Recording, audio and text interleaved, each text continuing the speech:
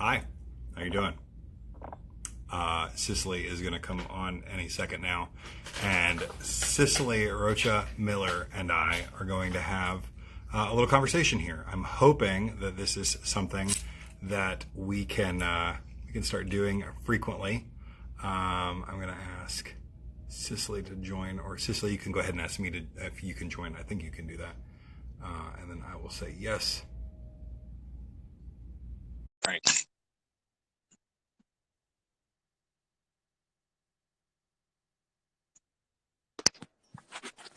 What's up, brother? Yo. Hey, Hold how on. are you? I'm There doing you go. this. Now you're vertical. There. Hi. Awesome. Hi. Hi, how are you? Great. Good. I'm making sure my volume is up. Okay. Before we get started, are you a branded coffee mug kind of person? I mean, no. I Not like really. ones with like cute sayings, Okay. start Well, me okay, off. that works too. Okay. Does the saying face you or everyone else? I'm gonna say everyone else. I Because think it I'm should. thinking as I'm pulling open the cabinet, it's facing me, and that's when it puts a smile on my face. I grab it, put it in the coffee maker, and then at that point, it's for everybody else to see. Because So that's a testament to my mood, right? bingo. Exactly. I like a subtly branded mug. And I had a little bit of a rant yesterday because I got this new mug, and this is the primary logo. Now it has two logos on it, but Okay. this is the primary logo, and it's on the inside. And so many mugs have the logo on the inside, and I'm like, in my mind, this is a social thing. Yeah. If I'm going to get a mug with a logo on it, I'm Yeah. doing it because I'm saying it's like wearing Nikes or Adidas. Yeah. You know what I'm wearing because Yeah. of the side of the shoe. And it's like, you know that MacBooks, the Apple used to be upside down from the way it is now. Did you know Yes. that? Yes. And they flipped it when they decided that they were going to be a cultural thing and not a computer maker. Right. And to me, that's what a mug Smart should be. And marketing. I hate it. This drives me nuts. Yeah. Oh my Well, goodness. if it's on the inside, you're saying the inside of the mug? No, facing me. Okay. Okay. So this is the person I bought the mug from. Yeah. This is Yeah. they have this secondary logo. I don't know anything about this company, but this is the person I bought to represent. But every time I drink it, Yeah. I'm not They're showing it losing all. out. I got to learn to be left-handed. They're losing out. Come I on. also I listened to an audiobook called Always Eat Left-Handed. Have you heard of this? No. And it's just one of a bunch of little life hacks. And the thesis is if you're at a networking event and you're eating left-handed, you never have to wipe your hand off before you shake somebody's hand. I thought that was kind of smart. So Keep your brilliant. drink in your left hand, the whole deal. So brilliant. Why can't my husband's, what do they call it? Ambidextrous, I think. Oh, is Where he? you can do Yeah. full on drawing, like baseball, pitching, the whole nine. I'm also learning, and this is totally awful, I can now work left-handed and eat right-handed. So I can I can eat left-handed and That's, work right-handed. I mean, eat left-handed. Yeah, but that's pretty basic. I mean, I'm not celebrating you over that, Matt. Sorry. No. That's pretty I'm just basic. saying the intentionality of doing it's the intentionality of choice. It's not the difficulty of the task. It's the intentionality. All right. I'm making an effort. I got you. Okay, so I know about half the people here, which I assume means the other half are your people. Awesome. Hi, everybody. Hi. Tell everybody who you are and what you do. Well, my name is Cicely, like the island, pronounced like the island, spelled differently. Last name is Rocha, like the bug, spelled differently. Ironically, my brother owns a pest control company, so that's kind of how That is ironic. it is Yeah. ironic. So Cicely Rocha-Miller, my maiden name is Miller, is my name. I am an event planner. I've dabbled in the last couple of years with design, so I do categorize myself as a designer now. Okay. And for a brand, for us, my company is called Life Design Events. And our little tagline, which I think is really equates to what we do, is life is defined by moments. Moments are designed by us. Because for us, we always say, no disrespect to anybody, any of the floral designers or, anyone in that era of design or genre of design, but we're focused more on the moments, more on the experiences than making it pretty. I don't want to say that lots of flowers or beautiful flowers are easier. But for us, our clients are looking for more you know, experience-based stuff. You know, we want to blow them away. Emotion. I just actually read a quote just today that I had posted like in 2014 or something. You know how Facebook does that. Hey, look back now. Yeah. And I forget exactly what it was, but it was from Seth. And he ultimately said, whether it be anger or whether it be smiles, those emotions carry more than anything ever material. They carry much more faster through crowds than material. Isn't it crazy? It really is. But it's Seth, I assume it's Seth Godin, Yes. which is a language we both speak pretty fluently. But Yeah. I'm always amazed when I meet someone in business who does not speak that language fluently. Yeah. There are a few people that call him a charlatan or at least kind of a one-trick pony. I don't get it. This guy is, he saw the way the market would turn 15 years before it did it. Yeah. Before anyone else was talking about the way the world looks today, he was talking about it. And I think that's really powerful. It's funny you talked about moments and emotions and all this kind of stuff. I don't know if I ever told you the reason, like my whole philosophy, and one of the things that was, I started my business when I was in grad school, or at least I started designing in grad school. Okay, which was what, how many years ago? Oh, shoot. Almost 10, I started designing. Yeah, grad school was about 10 years ago. Okay. No. Yeah, about around there. Anyway, all my education is in music, and in my second year of grad school, I took a composition and arranging class, all jazz. And our first assignments, we had to write out by hand. That's insane. If anybody knows anything about jazz music, you know that it goes against all the rules of music, you know. It's funny because what I've learned is the rules give you a platform on which to break all the rules. Right. I feel very much the same way about etiquette. You know, I always tell my clients I've got Emily Post's book sitting next to me so that we can break all the rules, but we have to know them first. So this was like peak hipsterdom season. Maybe it was actually like 07, 08. This was when like there were memes of like hipsters bringing spinning wheels on subways and all that kind of crap, right? And I firmly believe that the reason that was happening is because our parents and their parents got rid of all the rituals in their lives. Yeah. All the things that were like actual rituals that were necessary for life, like going out back and wringing the chicken's neck for dinner. Yeah. Shaving with a razor you had to hone or strop or whatever. Right. Writing with a pen you had to fill up. All that in the 50s and 60s, Bakelite and disposable got rid of all that. Sure. And so in this comp and arranging class, we had to handwrite our first few assignments. And I learned in that moment that all of the manuscripts that I've ever seen that are kind of 20th century written music manuscripts, which is most of what jazz bands play, they all look very similar. Right. They were all looked that way because they were written with a specific fountain pen nib called the music nib. And the shape of that nib gives that music its look. Fascinating. And so I'm geeking out on this idea of ritual because I'm looking at all the people around me that are like trying to create ritual where there isn't any. And then I'm experiencing this love of the idea that something physical creates something, something physical creates something that lasts. Like this object creates lasting peace, and imparts its own character onto it. I think that was the interesting part. So anyway, what I've come to realize is that rituals are a series of moments. And it's the moments that matter. And it's funny because I think most of us in the industry, in some way, I think the ones that get it, and I hate to like put us in a category that other people aren't, but I really do. I think the ones that get it understand that the moments are the thing.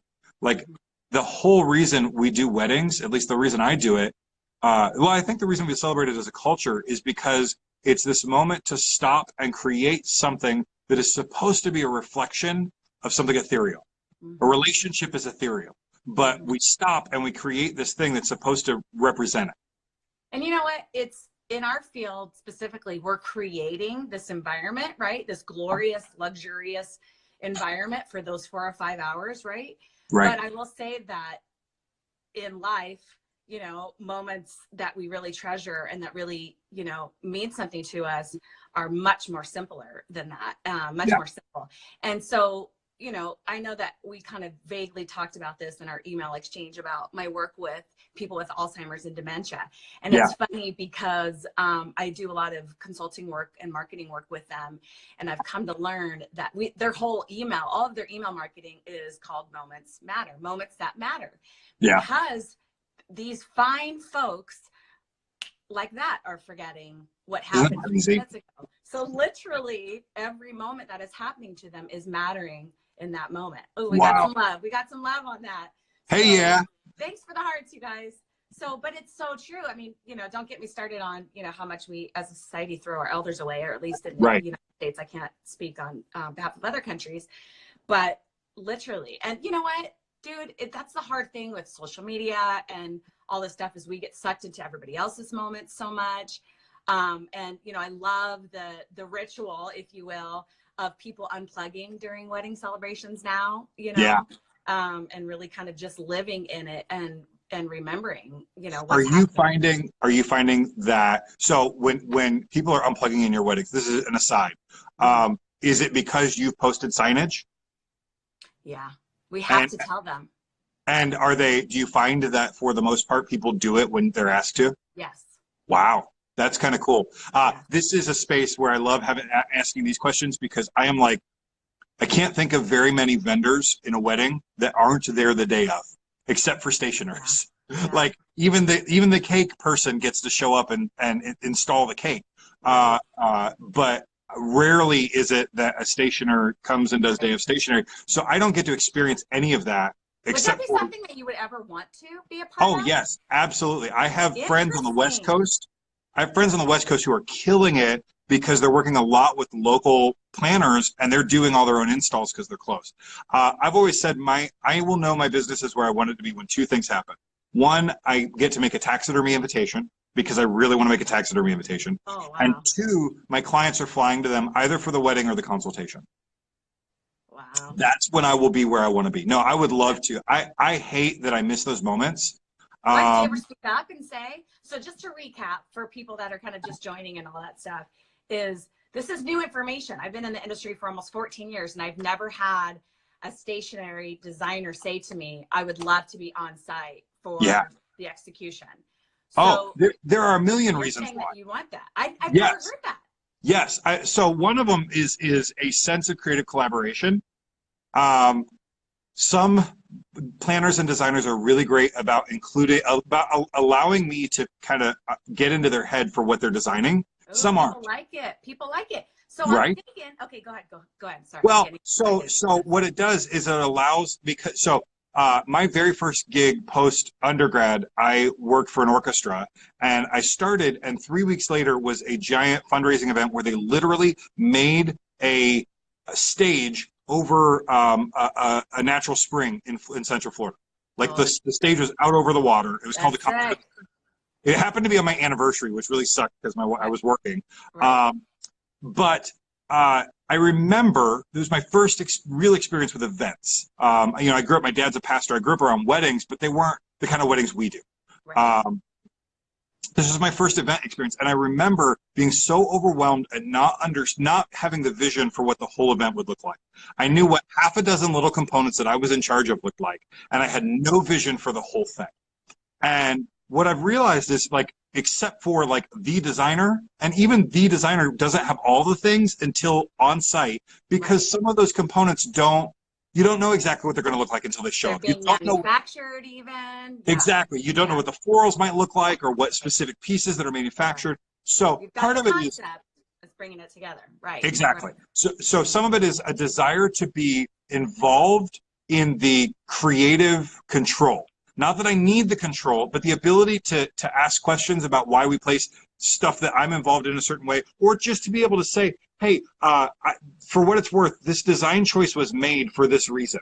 Okay. I made this menu, this shape to fit this way. Right. And maybe sometimes I've seen pictures. Oh, go ahead.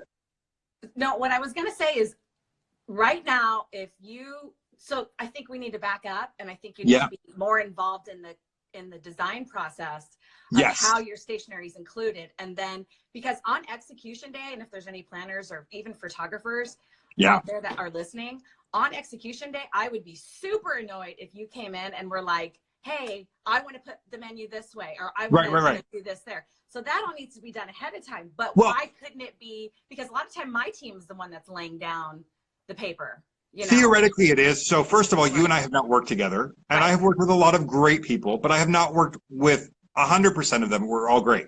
Right. And so sometimes I'll get photos and go, well, that is not what we talked about. Mm-hmm. Typically, we talk about those things, but sometimes I forget to explain the why.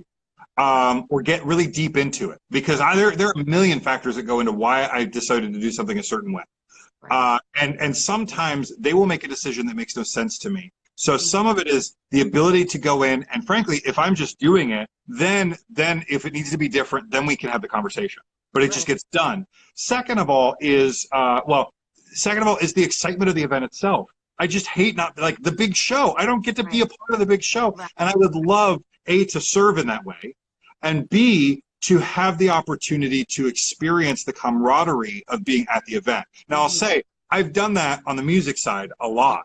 Like, I've done that hiding out in the green room of a country club, like the locker room of a country club, because that's where we hung, I enjoy that hang so much. And not playing music in this season of my life because I'm working on this business, I miss that. And I miss, honestly, I'll tell you, I watched a competitor of mine travel to Mexico for a fellow industry person's wedding. And the reason they were able to do that, I believe part of it is they are just physically close to and deeply involved in personally the work that person does. And I miss that. I missed that opportunity. Matthew Myram and I talked yesterday. It was the first time I have ever spoken and seen his face at the same time. Wow. We've had dozens of conversations, and I have never had the opportunity to see his face. Have we done that? I don't think we have. I don't think we have either. Right? So that's strange. Yeah. So I miss some of the relationships that come from that. I will say that there certainly is that cool factor of being backstage, as I'm going to watch my man crush, Justin Timberlake, I'm obviously watching him, but I'm also, my mind is circling going, what are the backstage production company? What's the crew doing right now? What's the next step, right?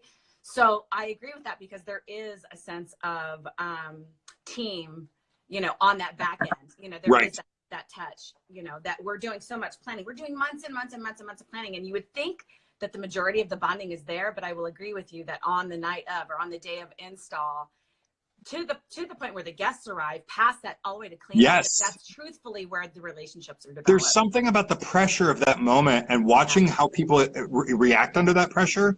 That, first of all, that's where you really get to know your vendors and your partners. But there's an excitement to it that I don't get to experience that really, honestly, it bums me out. And then some of it is literally like, I'm not necessarily the most conscientious person when it comes to serving. But the ability to just go and say, I've got this taken care of, you can go do something else. Like, I would love that ability. Because. What do you mean? Well, okay. So I have an idea, and if you're watching this and you want to steal this idea, steal it. I brought it up to a couple planners, and they all just poo-pooed it in a heartbeat. I would love to do 3D printed napkin rings that are the place cards. Okay. Right? That's rad. That's totally doable. It'd be crazy expensive, but totally doable and awesome. I have had 5 planners go, there's no way in hell I want to deal with that. Yeah. Because they just want to be able to either put a card on the table or do an escort display and be done. Right. And I'm like, but I could do it. Right. Show me what you want the napkin to look like in it. I can execute that all day long. I will come on site and do it, but you got to get me on site, So Sierra Claire, I don't know if you just noticed, she just wrote, that's why it's nice to do style shoots in person as a stationary, since we don't get to connect at weddings. So, did you see any of the, so I have a beef with styled shoots in general, which is most of the people that are doing them and where they wind up. I'm going to piss some people off. I'm with you on that same wavelength. Yeah. I'm about to piss some people off, and some people that I probably shouldn't piss off, but certain large entities in the wedding media space right now are writing articles that literally tell their readers not to use you and I. They're doing everything they can to tell their readers not to use, not send your own save the dates, or, make your own, or just use an email. Like, granted, I'm all for that if your entire crew is under 25. send an email. If you don't care about stationery and they're all 20 somethings, that's fine. But they can't, for them to take our advertising dollars and then tell their readers not to use us, that's BS. And so for me, part of the challenge is that I'm never in control of where it gets published. And frankly, the photographer isn't even. So the only time I'll get involved in that now is if it's an editorial and we know where it's going, we know what it's going to be published in, and someone at the media outlet has some say in how it's done. So it goes back to relationships, really, Matthew, because many times I haven't been published in years because I don't care about it anymore. I'm dying to get published in a couple particular places right now. Right, and it's a frustrating entity to put your hard work out there and wait for that control, that editor to decide if you're worthy enough for that particular, audience or the time frame or, whatever it is. I mean, we've been turned down truthfully because we've just been too fashion forward, and it's not, like everything's bright and airy right now. And I'm going, oh my God, if I see another blush and gold, wedding, or even, black, I know that's, I always want to be ahead of the pace. So I'm even seeing frustration with that. So I've just given up, with the styled shoot. So I wonder, number one, I'm annoyed by them because they're fake moments. They're not real moments, right? Right. But number two, it's, truthfully, what are we doing with these things? And a lot of times it's giving the readers ideas that really aren't obtainable to their budget, and then they're saying do it yourself, and then it just becomes stressful. It's a Disneyland. So that's interesting because you framed it a very different way than I would, but we're saying the same thing. I was going to say I get frustrated because I just got a call. I thought that would, never mind. I get frustrated because there is this air that styled shoots are full of things that can't actually be accomplished. Right. And I'm going, if I make something crazy for an editorial or a styled shoot, you better believe it's something that I would do for a client with the right budget. It's not that it can't be accomplished, because we can do all things, right? I've met a lot of stationers who literally, they will make things that practically could not exist. They couldn't be shipped, they couldn't be this or that or a million other things. And it's the practicality thing that drives me nuts, because which is where you were going, I think, which is essentially the budget. Exactly. Like if the budget's there. Right. So that's the other half of it, is you've got these magazines, you've got someone like the Knot saying, what are they saying now? $33,000 is the cost of an average wedding. Yet when they actually highlight a wedding, they're highlighting a wedding that's $150,000 wedding, or $250,000 wedding, or even more. Right. Like, let's just be real. I advocated a year or so ago, they should put the overall budget of a wedding when they publish it. It should just be, it should be de rigueur. It should be a part of it. You are looking at a $500,000 wedding. Wow. What if, how different would the landscape be if every published wedding, and it doesn't have to be exact numbers, and they don't need to type down. What would the fear be in not publishing that? Why not? Let's go back and say, why wouldn't they publish that information? So a couple of the media people I know said that they don't trust that they could get those from their people, that they couldn't get submissions that have that, right? So I think it's all excuses. I really think that it would be so much some sort of range, though, dude. Like, people, the general public is clueless on what goes into an event and then the cost of it. They think, like a million times, I'm sure you've heard, invitations, they just throw them away, or I can go on Etsy or other, it's just mass production. Or Minted or wherever else. Sure. For a $15 invitation, you could probably get something similar, but then they're going to bill you for this, and then you end up spending much more, or equivalent, when you can have someone customize it exactly to what you want for the same price. It's so funny. I've always thought that I had priced myself fairly close to the top.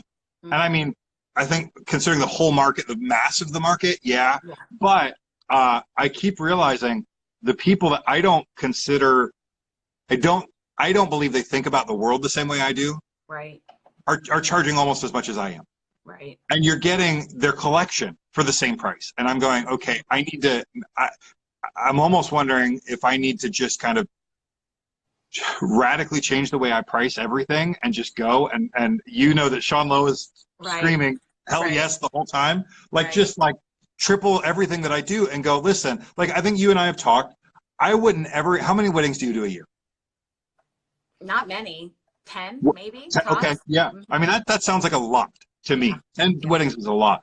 Yeah. If you had one wedding a year that fit me, I would be over the moon. Right. That would be spectacular. Right. I would never expect to have 5 weddings from someone like you any given year, because I wouldn't expect that we have that much overlap in budget and in worldview and style. And so for me, you know, I need a dozen of you that I get one job a year. Right. That to me is a great setup. And so I'm wondering, maybe I don't just need to keep pushing that. Right now, I start at $5,000, and I'm finally getting less. I had one today, but I'm getting less and less inquiries that just had no clue, that literally thought it was like $800 and done. So we're jumping into communication now. So when you're talking about pre-qualifying a client, where are you doing that? Because I've looked at your website and I don't know that I remember seeing it on the website. So is that in your like first line of communication after inquiry, where you're saying that's awesome? That's a great question. So I'm not 100% confident that this is where it belongs, but right now the workflow looks like this. First of all, if you look at my portfolio, you see starting at prices. I don't love starting at. I think I need to move to a range, but that should scare most looky-loos away. I think Sean says looky-loos. I've never used that phrase. He says it. But a lot of people aren't ever even looking at my portfolio. They saw something on Instagram, go straight to the inquiry form, and frankly, they don't even fill it out well. And so there's going to come a point real soon. Like, one of my questions on my inquiry form is, on a scale of 1 to 10, how willing are you to try something you've never seen before? And my goal is that by the end of the year, I auto respond anyone who says 6 or less. Hey, I'm not for you. Here are 3 people who might be. Right. Because I know that. I love that.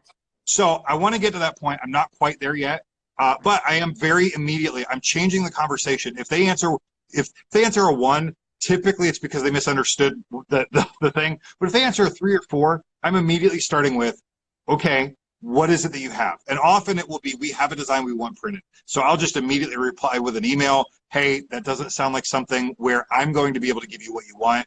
Here's some people. You fill out the inquiry form. You immediately get an email with a Calendly link for a 15-minute phone call. Now, my next step is I'm going to create a video that talks very specifically about kind of, in this moment, this is what a wedding inquiry looks like, and only the wedding inquiry ones will get it, or a wedding project looks like. I'll start with my starting price and talk about the process, and it'll just be one of my regular YouTube videos, but it'll be, before you do anything, watch this. And it's just, this is who I am, and it'll be, maybe 5 minutes. If you're not down with that, just shoot me an email and let me know. And then we can walk away. So in that first call, I've gotten to the point, I've had 2 of them in the last month, 1 today. I've gotten to the point where by the 11th minute, I'm able to say, hey, this is how much it will cost you. Are you comfortable with that? And both of them were like, you know what? Totally not what I was looking to spend. Completely understood. Here are some people that might work great for you. No problem. And so at that point, it's only taking 10 minutes of my time.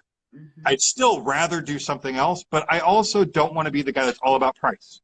Like, part of it is the people that can afford me and value what I do, it's gauche to be really heavy on talking about price. Right. And so I feel like that process works. What do you think? Is there any glaring errors there? My process is a little bit all over. Uh-oh, you froze. Am I still there? Am I there?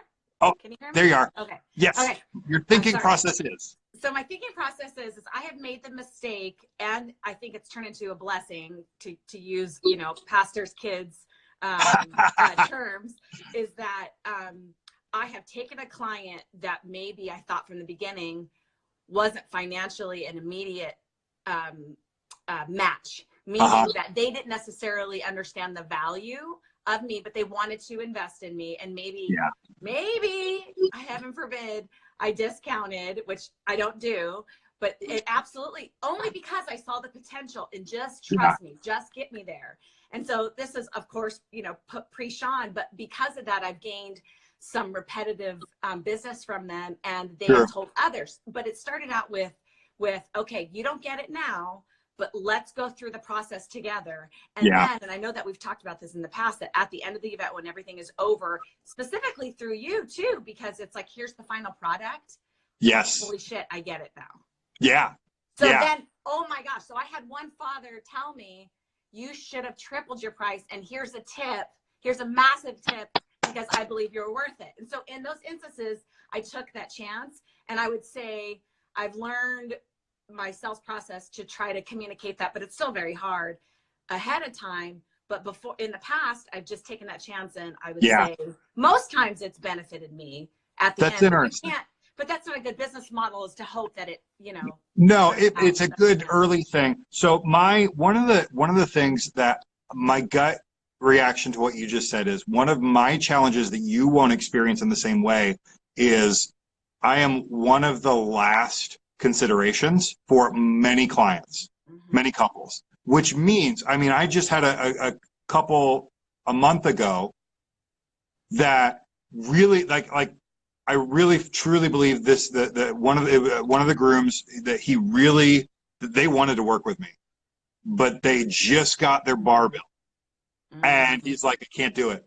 Our bar bill was $8,000 more than I was planning. Right. You know? And so for me, I think that's an added challenge for the stationary thing. Or, it could be one of a dozen other things. Maybe entertainment is fairly low on their list. But at that point, what I have to say is, I almost would rather not work for the couple that I'm an afterthought for, even if I could convince them otherwise down the road. Right. Seth says there are enough people out there that are willing to give you the money you deserve to do what you do for them. You just got to get in front of them. Right. And I firmly believe that in saying yes to some things, you're saying no to other things. Right. And I'm not starving. I'm not doing the business that I want to be doing yet, but I'm not starving. And I'd rather leave that space open for the right couple or the right client. And for what it's worth, most of my big clients right now are actually branding clients. It's B2B work. It's not even events work. But they're jobs that help me round out my portfolio, doing work I love with people I enjoy, that had I taken those jobs, I might have had to say no to these. So what about weddings? Why continue weddings then? Oh, because I love them. Oh, I love them a lot. And frankly, as I'm moving into the space that I want to be in with the budgets that I want, that's where the dreams come alive. I mean, for me, weddings, first of all, it comes down to that moments thing. Like I'm doing this because I care about the idea of a wedding, not just because I care about wedding stationery. Like, I really care about the idea. For me, it's like, man, my wife and I got married really young. I was 21, she was 18. And like, we hadn't even formed personalities yet. Right. And the people that were there were like, literally, besides my brother-in-law, I've talked to one of my groomsmen in the last 10 years. Yeah. Right? Because they weren't our people. They just weren't. They were like high school and early college friends that weren't the people that we did life with. And that's why I love that you're seeing people getting married a little older. They're more established. And in these moments, like I always tell my couples, this is the one time in your life that these people will all be there.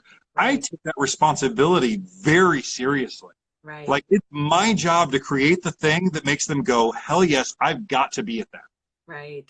And I love that. So it is definitely not a thing that I do just because, but I always have to be careful to make sure people don't miss the other stuff that I do too. I mean, I just pitched a huge corporate job today doing welcome packets for financial planning clients. And I love that crap. I mean, I've done a ton of stuff in marketing. I've worked in marketing and advertising. I love that world.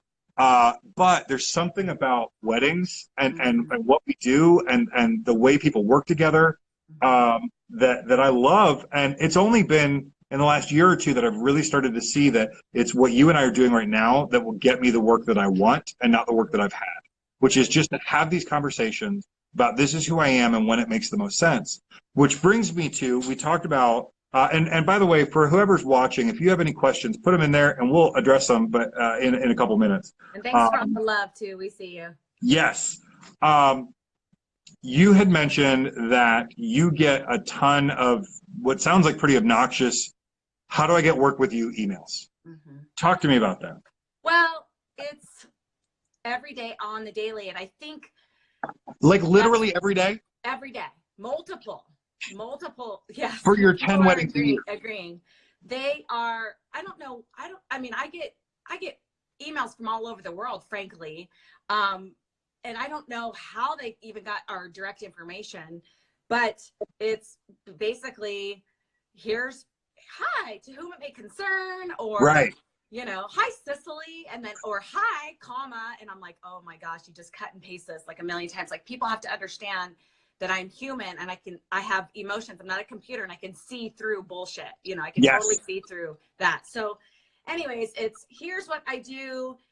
Check out our website. We'd love to work with you. Can I set up a meeting, or can I set up a phone call? You know, I promise to be short. Number one, they're never short because I'm chatty. You're chatty. We'd love to talk. We'd love to connect with people.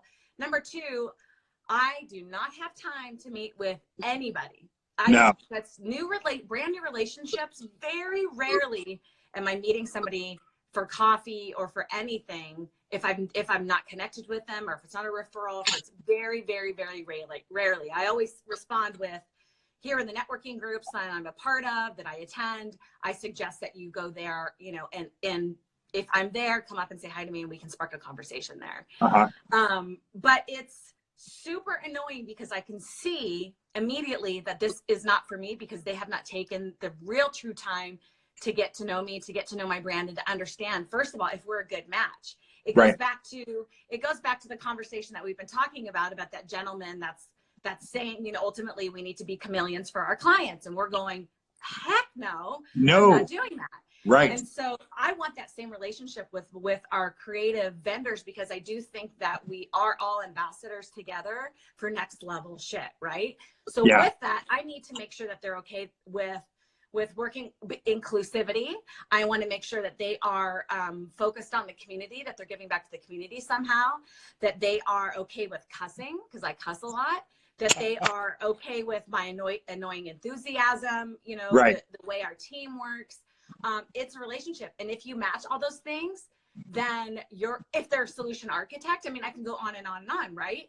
But I'm not going to send out an email to every couple on, you know, these websites saying, hey, call me, let's set up a consult, because it's a connection. Even before, Matthew, I sit down with a client, before we talk shop, I want to just ask them about themselves, because I want to get an energy reading from them.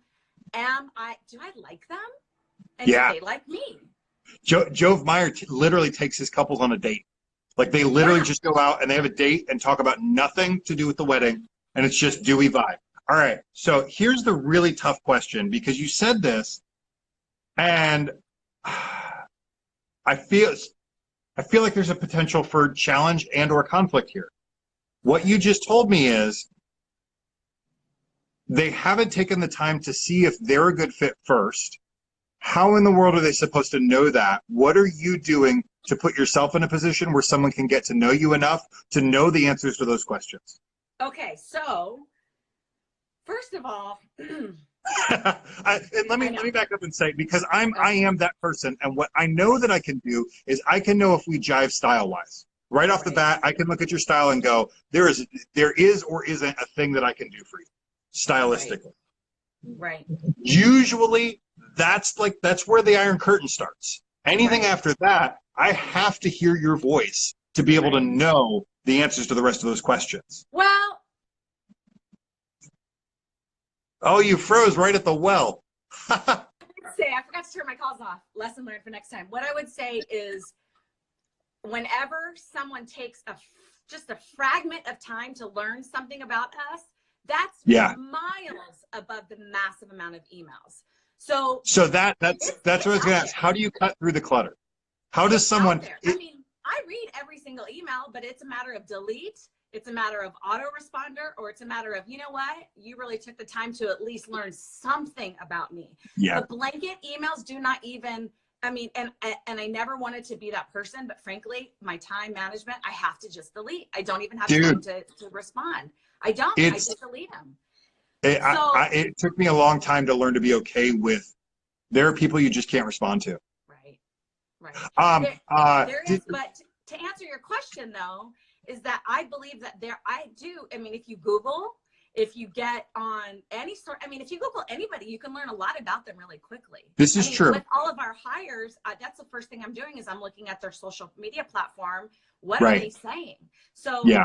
even though I'm not, doing Insta stories every day and putting my personality out there, I think we can find a lot of information very quickly that would be very easy to put together. So what I'm hearing, if I can rephrase it in a way that may not be fair, is the bar is really low. No one's stepping over it.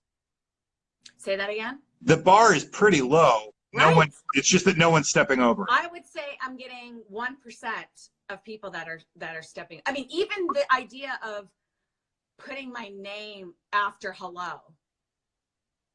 I mean, I get this with people that are pursuing employment. I get it with interns. I get it just all the way across the board. So it is, very impressive. I remember Mindy Weiss talking about a couple of Engages ago. And for those of you that don't know what Engage is, it's this amazing luxury summit.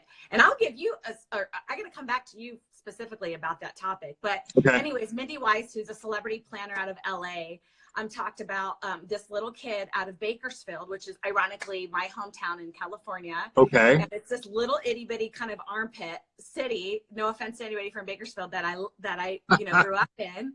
And she said, I got this amazing box that was so personalized, and it was just outstanding that this kid had delivered, couriered over. I mean, it didn't cost him a lot, maybe $75, which I guess is a lot. But when you're speaking to somebody on her level, yeah, you want to come with the thunder. And he basically was like, I want to come work with you. And she had her staff call him immediately because he took the time. And that's what, I mean, she's getting probably thousands of requests, totally, that she's not ever seen. Yeah. Right. So to me, that's once you get, if you really want it, and what was I just watching? Who was it? Oh, it was The View. I was watching somebody, it was an intern. Oh, I know what it was. She was trying to get a job out of New York and she lived in Iowa. And I think she had a very gender neutral name or something. And she submitted a resume for a job for P. Diddy, and she didn't put an address. And whatever it was, she said something that really sparked their interest. And they said, great, can we get you here in person for an interview tomorrow? And she responded, absolutely. They had no idea she didn't put that she lived in New York. So she drove all the way to New York. Didn't even fly. She just drove. She drove all the way, immediately got there, made the interview. I mean, it's just a matter of, you can get your answer yes if you really put work into it. So it's mind-blowing that we are blanketing ourselves and saying that we are great for everybody. Why not focus on the 5 to 12 or to 20 that you could really blow their minds and say, I know that we could work well together. Yeah. And focus strictly on them. Yeah. Develop those relationships, man. That's all it's about. I want to do business with those people that are those 4 pillars, but also that I like. And that are solution architects. And it's not complicated. No, not at all. And there are ways that you can do that without spending money. And one of the interesting things is, I've met some planners who are like, if you send me something physical, no way. Like, even if I like it, because it's taking up space. Right. Unless it's a consumable, and then you got to know what they like and what they're not. Right. Andrea Polito, we talked, and she's like, listen, if you send me a cool print or whatever, I don't have space for it. I just don't. And it's not going to carry that weight. And so for me, like, were you a recipient of one of my videos, my short ones? No, but I was the one that, you're the one that told me that, weren't you? Yeah. You're the one that told me to do that. That's exactly right. Yeah. That was you. And it's been incredibly successful for me. In fact, I did a $15,000 wedding this summer directly off of that. Yeah. Directly off of that. Right. People want to get to know us. They want to see our faces, and it didn't. I mean, you're so good at video already, Matthew. It's just a matter of getting in front of them and them to seeing it's your personality, your spark, and that's what it is. Well, just like you were saying, I'm a straight dude in the wedding industry. That's already a little bit of there aren't a ton of us. I'm also a little intense, and but not 4 exclamation marks at the end of an email intense. Right. A different kind. And so I felt very early on, I needed people to know what it's like to communicate with me, because if you want a bubbly, like a lot of wedding people are, I'm not that. And if you aren't okay with that, then we're not going to work well together. And for what it's worth, the video concept was essentially, so if you don't know, I have a YouTube channel and I make medium form videos, like 10 to 15 minute videos. I try to do it weekly. It hasn't been weekly. But Cicely and I were talking about how to make these connections a year and a half ago at this point. And she's like, video works for you. And so the format that I took was 60-second videos directly, specifically to individuals that I thought I could work well with. And one of the things that I did, I took a particular magazine's best wedding planner list, went through those, found the ones that stylistically matched, like that's the first thing, and then said, hey, you're on this list. That means you represent the future of the wedding industry in the luxury market. I would love to hear what your thoughts are on where it's headed. Like, that was it. If the whole conversation comes up and we don't talk about me, that's fine. And what was actually the most awkward about it was like they thought that that's what it was. And it was hard for me to find a way to respond and be like, it's okay if we don't get to that.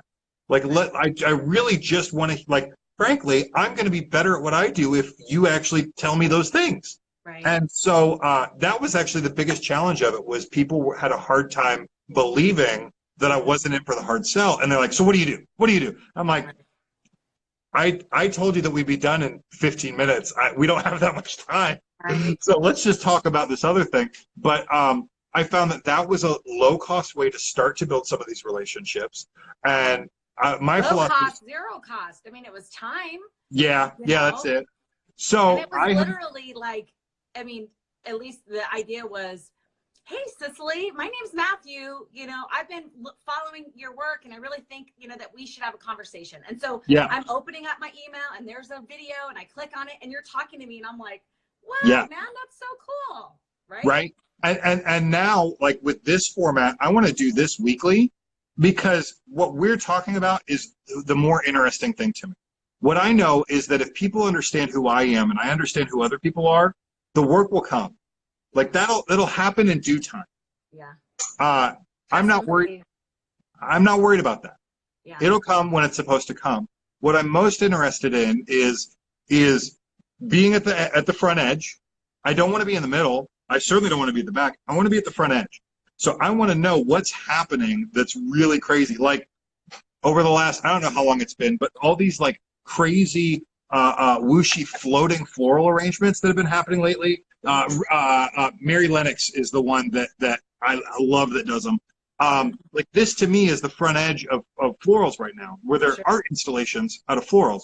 Right. I want to know about that and where the approach comes from and how I can incorporate, like I want to have those conversations today. Right. So that later I can make something really cool with that. Right. Or the Putnam guys just were on a sustainability and florals panel that I watched on Instagram Live yesterday. Mm-hmm. And they were talking about like literally instead of using the floral foam thing, the flower foam stuff, like using watermelons or these other things. And the question was, when will mushrooms be the thing that we use? Because that's obviously like what it's going to be at some point. I'm talking about getting couples to pay for ecologically sustainable breakdown, where you're not just grabbing stuff and throwing it away, but you're taking the time to break it down. That's a great topic.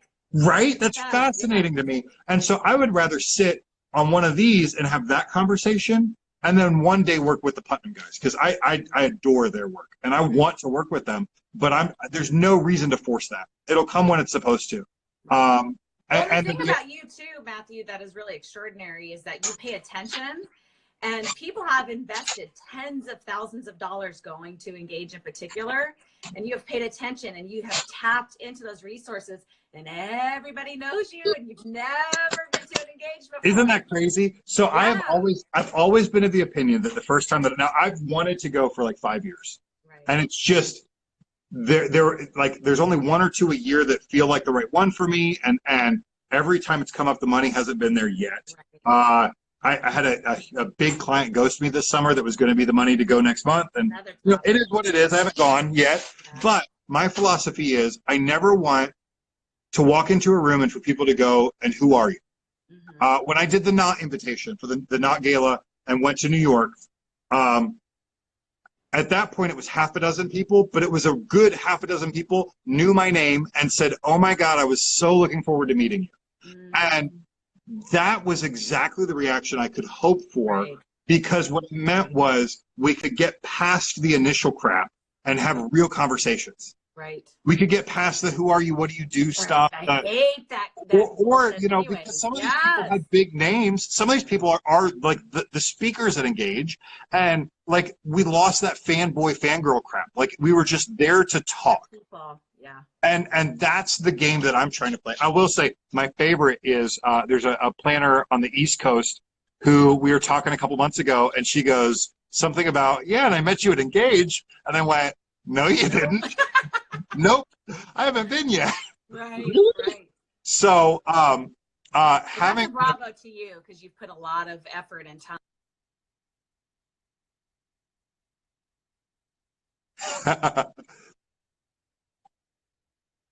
There it is. Sorry, well, I'm back. And that one, for what it's worth, I don't know if I told you specifically, all I did was follow the hashtag and engage with people that went. I just followed the hashtag and said, "Hey, I saw that you were there." And honestly, what it was asking them about their experience. Because, like, it's funny, the experience tends to be fairly polarized at this point. And it's either planners that go, you know, I didn't get anything from it because whatever. Or it's people like me who go, I was able to talk to people who see the world the way I do. And so it tends to be the ones that are like, you don't need to go, tend to actually be planners that have gone a million times, and they're like, there's not a lot new. And okay, that's fine, but A, it's all new to me, and B, those people are all in a room, and I don't get to see them at the weddings, so that's my chance. So one day it'll happen when it's supposed to. Hopefully, or maybe it doesn't need to. It doesn't have to. Or maybe when you get there, you're going to be on a panel. I mean, holler. Come on now. Why couldn't it, though? Right? And you know, the funny thing is, both of them live like an hour from me. The ladies who run it live in Celebration. Wow. They're literally down the street. Yeah. You know, and so it's just a matter of timing. And this goes to some of, we had a little bit of this conversation a while ago, which is essentially like, how much of that lifestyle do we need to have? Because I am not the demographic of my own client at all. And so some of it is like, I'm embarrassed by my car. I don't want to roll up into some of these meetings in the car that I drive. Nobody cares. Nobody cares. I know. I've got to get over it. Nobody cares. Yeah. No, that's not true. Some people do care. But some those people are the type of people that you necessarily want to do business with. You know? Exactly. Yeah. So it's my room's on. He figured out how to get on. He's been watching the whole time. He said a couple things. Somebody asked about textiles, and I don't know if it was for you or me, so we'll both answer it. But it was, do you use a lot of different textiles? Oh my God, the richer the textiles, the more different, the better. I mean, throw it all in there. I love it. Yeah. Hell yes. And I will say, whenever a client will let me, I like textiles more than paper in a heartbeat. And frankly, for me, my biggest inspiration comes from interior designers. Yes. That's interior design and graphic design, or interior design and architecture are where I get most of my inspiration. 100%. You took the words right out of the mouth, because sometimes I feel like interior designers follow event trends. Yes. So for me, I'll also awards shows. I'll look at like what the Met Gala is doing, or what the Oscars or Grammys are doing, what their lighting production crew is doing, you know, on stage, and that a lot of times sets the tone. Even in terms of inspiration, even in stores, store displays. I'm not talking anthropology. I'm talking like, you know, not even like the window fronts of Macy's. Just if you just pay attention to fashion trends and stuff, a lot of times they're setting the precedents for what's to come too. Well, wouldn't it have been one of the award shows was the first place most people have seen projection mapped video? Like, I feel like that's probably it, unless you were a real geek and following like Boing Boing or something. Like that was the in culture, that it's that or EDM shows is where most people have seen it, right? And so, but now you've got projection mapping on cakes. That's just insane. And the thing that drives me nuts is I've had a few of these ideas and just not had the relationships to make things happen. Like I remember seeing projection mapping and going, oh my God, this needs to be in the wedding industry. And now I'm seeing these things come true. And I'm like, man, I wish I just had the right relationships to make a few of those things happen. Yeah, but you probably did. It's just a matter of asking the right people or in the right questions. Right, you know? right. That's a huge part of it. Now. You don't know who knows what, and who knows who, and you know, that part's a challenge. But I love that you had mentioned like award shows, the Met Gala. Oh my goodness. And the funny thing is, and I think this is going to be the thing that does a real strong generational cut for us, is the streetwearification of high fashion is going to make its way into weddings hard in the next 10 years. Yeah. I mean, you see, like, have you seen like Balenciaga tennis shoes? No. You need to Google these things. Okay. They're the ugliest crap you've ever seen in your life, and I love them to death. I don't think I'd ever wear a pair, but like literally, you pick like one shoe weighs like 5 pounds, a tennis shoe. They are meant to be a fashion statement. Right. There's this whole, like every fashion house. I mean, did you see LVMH and Rihanna this week? Rihanna, yes. Right? So like the whole high fashion world is going streetwear. Right. You know, you've got Louis and Supreme collaborating. You've got Virgil Abloh doing all these great drops. The whole fashion world, what was the theme of the Met Gala? Camp. Yes. And like Kanye shows up in freaking Dickies. You know, like we're rocking a whole different world. Queens there for the first time. I mean, representing it. It's just a whole different world. Right. And what I think is going to happen is I think we're going to see a real strong generational shift happen in weddings in the next few years, where the people that have been in the game for a while and aren't interested in changing, they're just going to get out. Because the world's going to change, and you're going to see very sophisticated couples with very big budgets wanting to do very lowbrow things as a part of the hang, and they're just not going to get it, and they're not going to want to be a part of it. Right. You know, for crying out loud, man, I would love. What's his name? He did a lot of the clothes at the gala this year. What is his name? The dude from the Bronx that used to do all the hip hop clothes. Like he was the one that was dressed like Salt and Peppa, and what is his name? He's got like a real cool street name. Hey, whoever you are, that's not necessary. I appreciate you not commenting like that again, or we'll ask you to leave. I mean, not that Cicely isn't a beautiful lady, but that's not what we're here for right now. Oh, you're cute. Anyway, so this is the dude that would like cut up like Louis Vuitton leather and make jackets out of it. I would love to do an invitation where we could afford to buy a bolt of, you know, Louis or Hermes fabric or something, and really make something phenomenal with it. Right. It just takes some vision, and it takes the right client. And so for me, a lot of that goes back to, it's been interesting, is one of the things I've realized is I need to have a more active role in communicating with the planner and the couple before the sale.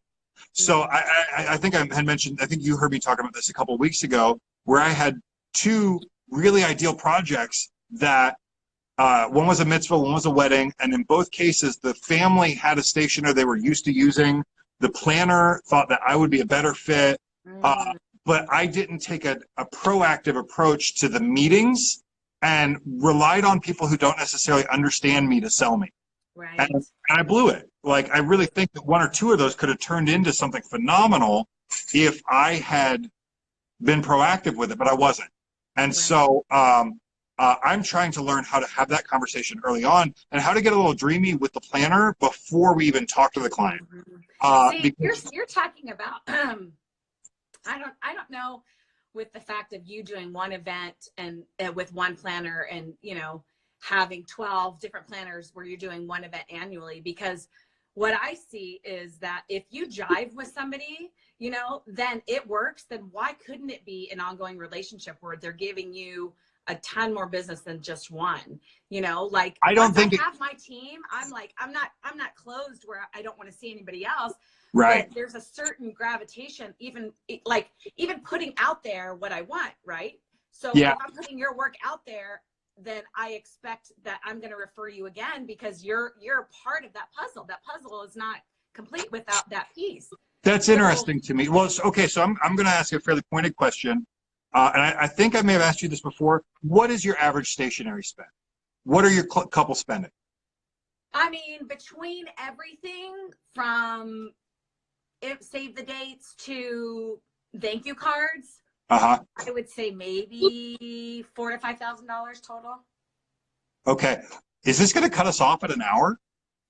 Oh my gosh, how long have we been talking? An hour. Have we? Yeah. Oh my gosh.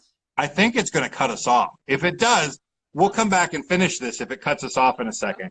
Okay. Tell me the number you said again. I would say 4 to 5. We had said, what, half an hour for this? It's been an hour. Right? We'll shut it down in just a second. Easy. So for me, the idea, one of the things I'm struggling with is ultimately my end game is I want to be doing $20,000 to $40,000 work with a $10,000 creative. I want to be doing $20,000, $20,000 to $30,000 work or whatever with you. I want to bring you that business. Right, so exactly. Okay, well, so here's my challenge. Here's my challenge.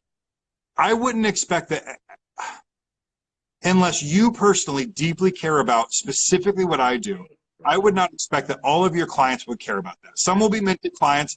If I'm at that level, a lot of them are going to be at the $5,000 or $6,000 level. Right. And my challenge is I can't give you the same experience at 5 as I can at 20. Right. And so I would rather keep myself in the right box in your mind than to be your go-to. And that's the challenge. So I have a friend who's a planner at that level locally. We haven't worked together yet. She's had a couple, and frankly, she has a relationship with another stationer that I'm like, man, I wish that was me. But I know that some of her clients are like, we're minted people all the way. Or they do Indian weddings where they have family who are printers in India. Right. And so for me, I would, instead of being your go-to for $20,000 work and for $5,000 work, I would rather be the person that when you have a client, a couple that goes, listen, we know the value and we just want something no one has ever seen before.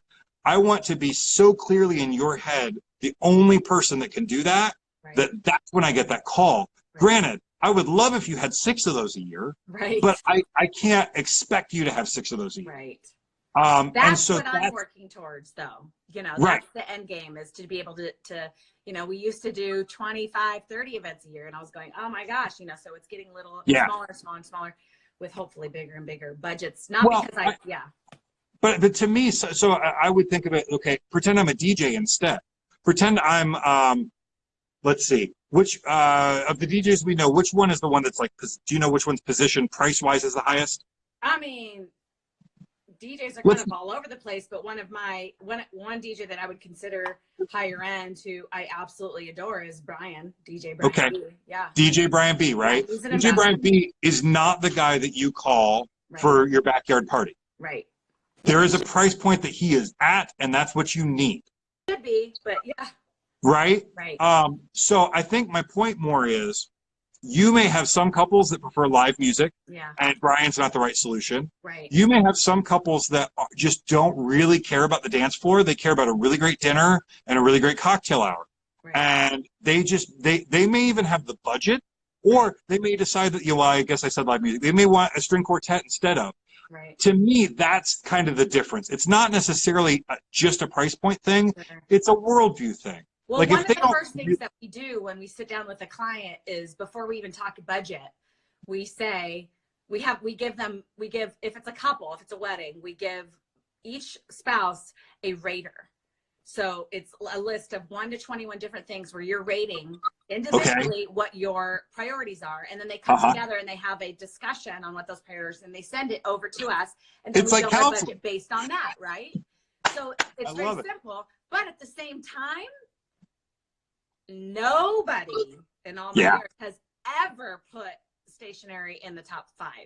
Right. And so the reality, like, listen, I would never try to shoehorn myself into something where your couples just don't.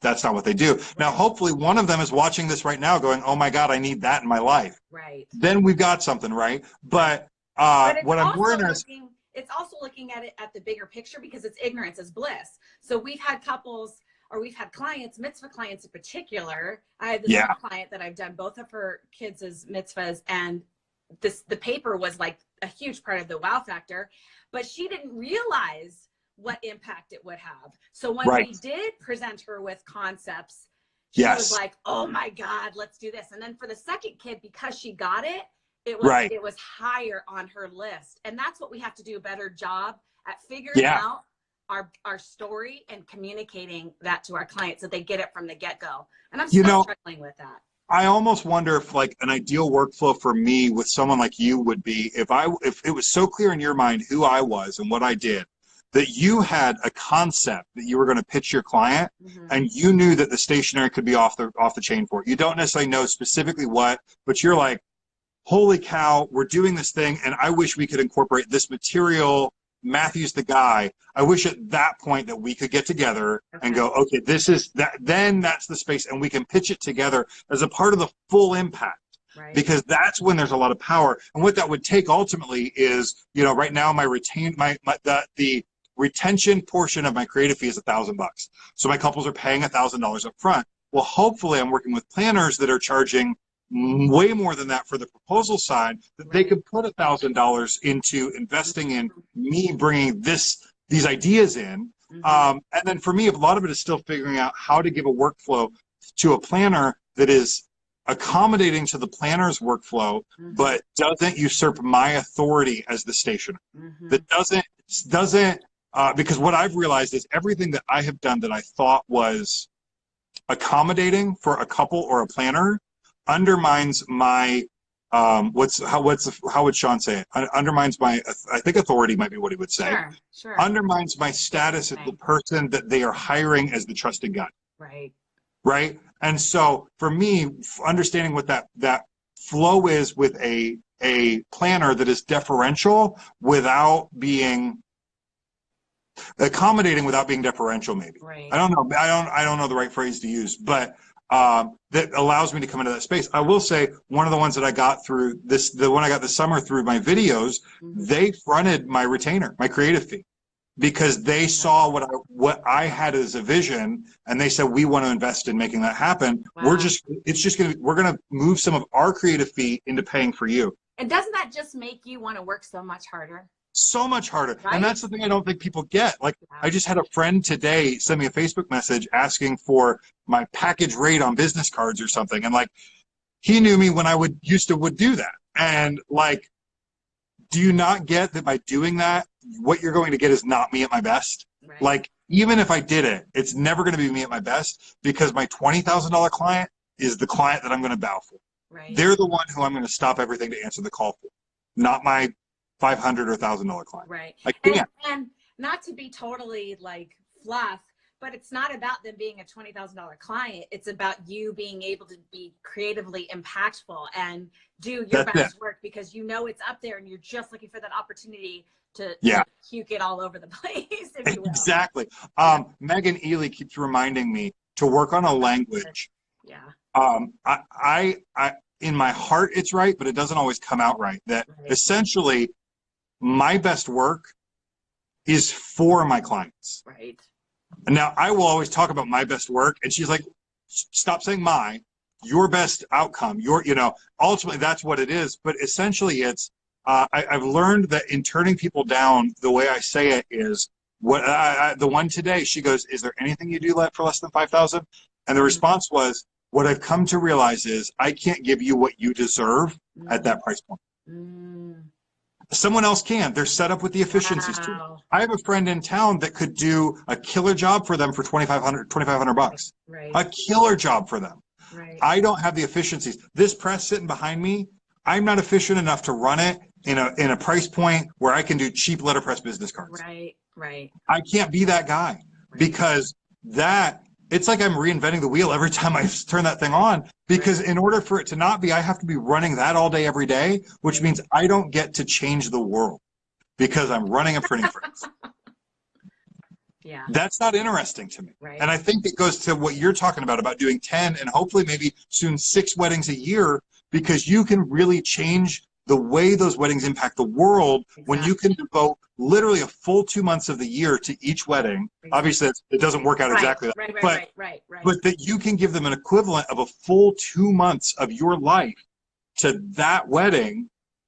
then you can change the world. And that's me giving you everything. I want the opportunity to give you my complete attention and focus. You're buying my undivided attention. Right. Yeah. That's what we need to You're do. buying my ability to help you change the world. Mm-hmm.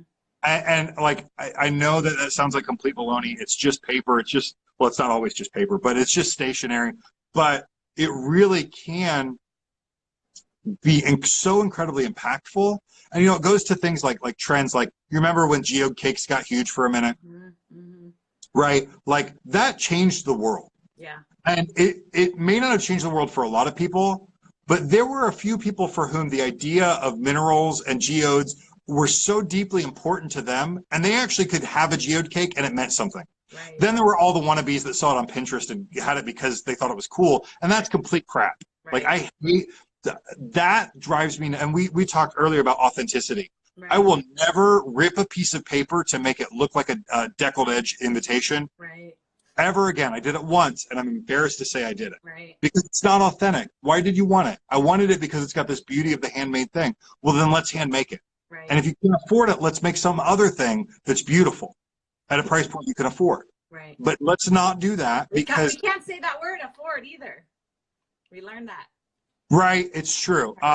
Your priorities aren't there. Right. Someone else will do it for you. Right. I can't be that person anymore. And that's okay. I have a friend, I have a group that meets here every Thursday that's local creative business owners. And we do it because in my town, the discourse amongst creatives has been pretty low. And I hang out with people like you and think at a level like this. And most of the people in town are like, they will look to Etsy for pricing advice, you know, like that's right. And so what we've built this really beautiful little community here. And it's funny, one of my friends is a leather worker, and we're trying to move him away from like this guy makes the most amazing motorcycle saddles and doesn't want to, he's trying to distance himself from that because he's going out to Daytona, but he's doing like swap meet kind of prices. Oh, we're like, dude, no. Do $3,000 motorcycle saddle. Who cares if only one person buys it? Right. You made more than you made selling, selling $100 seats. Right. You know? Right. And so a couple of weeks ago, he goes, but don't you feel cocky when you say that? And I realized, like, there was a point in my life where I would have. Like, you talked about not answering every person that says, hey, I want to pick your brain or whatever. Right. Like, I have a friend in town who I remember kind of thinking he was a jerk because, like, he would say, I don't have time to have coffee with you. Like, we were friends. Right. And he would say that. And I'd be like, what a jerk. Right. Now I realize this dude has built the life he wants. His family comes first. His work that he loves dearly comes second. And everything else comes third. And he's built that life by being intentional about where he spends his time and what he does. And so for me to be able to say, to me, it's an act of love to say, I can't give you what you want at the price you're willing to pay. Mm-hmm. That's not to say that it can't be had. Right. I can't give it to you. Well, you said something earlier though that was like really shook me, as in, oh, you're right. I do deserve better. You said something about I can't give you what you deserve. Yeah, but you didn't say something about price range, but it was about what you deserve. But it's so true because people just kind of give themselves this platform of, oh, this is what is acceptable, so this is what I deserve.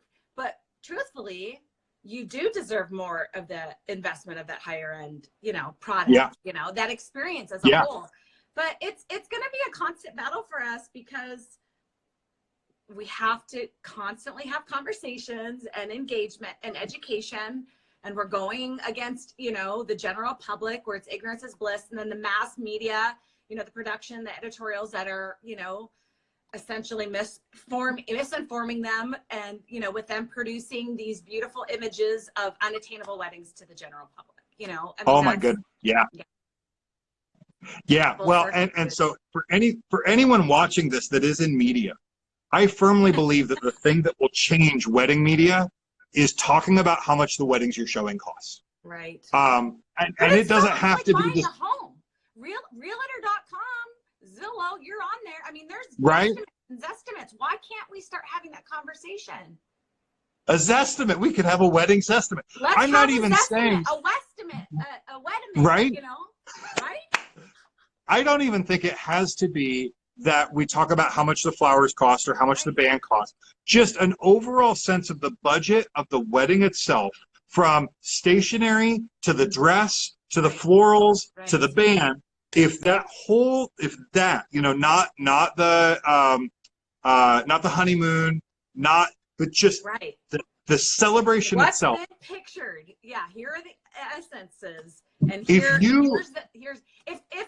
planner or the producer doesn't want to release that information, and if someone is really educated and has experience in the industry, I can look at a layout and say, even like Katie Easley, she's insane with math, but she'll look at a flower and she'll be like, okay, with this bouquet or with the centerpiece, there's so many, petal counts and blah, blah, blah, blah. And she'll be able to mathematically say, okay, then the labor times 3, she'll say that's what it costs. So if we're able to just look at that, if you don't want to give me that information, I'll guess.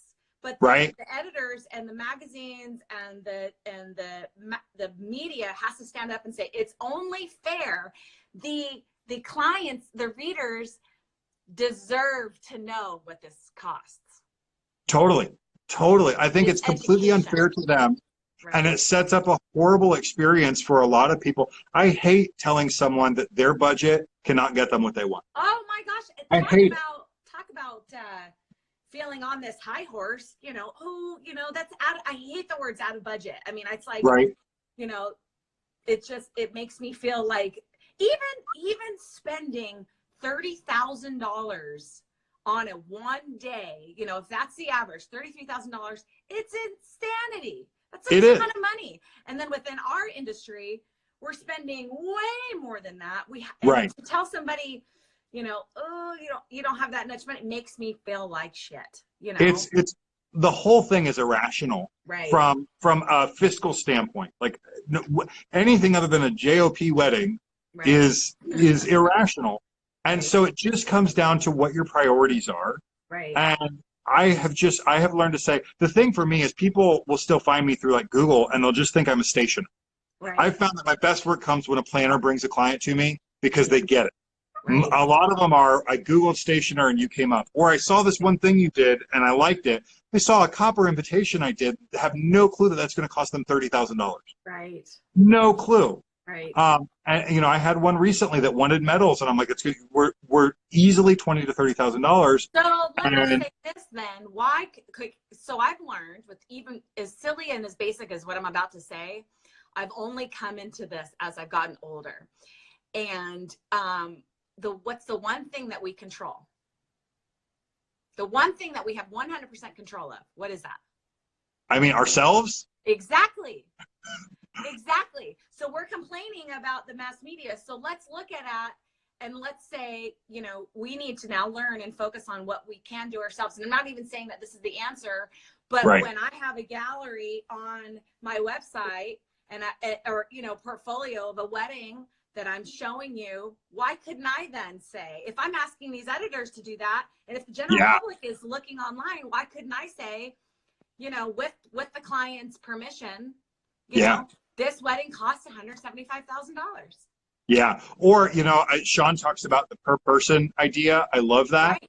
Right. Obviously that math doesn't back out if you're having a 20-person wedding versus a 200, but I like the idea of just an average of, anything that helps explain that.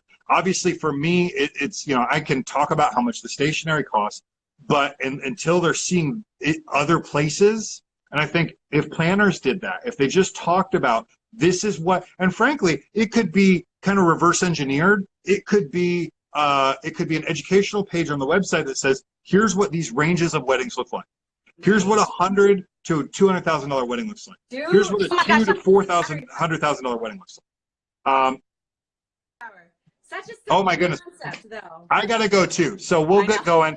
I am going to keep doing this with people every week. You talked about you might do this in your local market specifically. Yes. I think you should. If you are not following Cicely or me, we'd love a follow because we're going to keep having this conversation. I think it's pretty awesome. Yeah. All right. We're all better when we can talk and be candid and honest and authentic. Yeah. And do everybody. You're doing Insta Live now. Come on. I know, dude. What's up? Right. This is the way to do it. I think having these conversations this way is far more valuable than even just talking to the camera. I think there's something so powerful about having open conversations like this. Yeah, and so we awesome. want our viewers to engage and such too. That's really important.